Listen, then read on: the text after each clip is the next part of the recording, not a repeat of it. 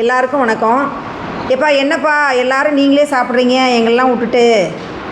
மகா என்ன மகா சாப்பிட்ற? மேடம் கருப்பு கொள்ளு கஞ்சி சாப்பிட்றேங்க மேடம்.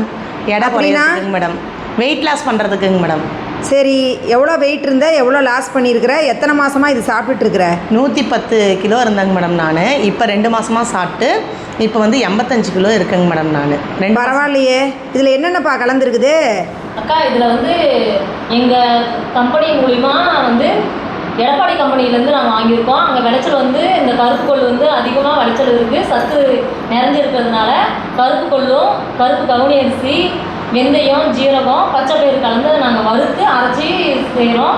வேணும்னா சால்ட் கொஞ்சம் போட்டுக்கலாம். நல்லா கொதிக்க வச்ச தண்ணியில் நல்லா கொதிக்க விட்டு டீக்கு பதிலாக இதை குடிக்கலாம். வெயிட் லாஸ் பண்ணலாம், உடம்பு கொஞ்சம் குறையும், உடம்பு கொஞ்சம் நல்லாயிருக்கும். எப்பா வெந்தயம் போட்டதுனால கொஞ்சம் கசக்கிற மாதிரி இருக்குமே?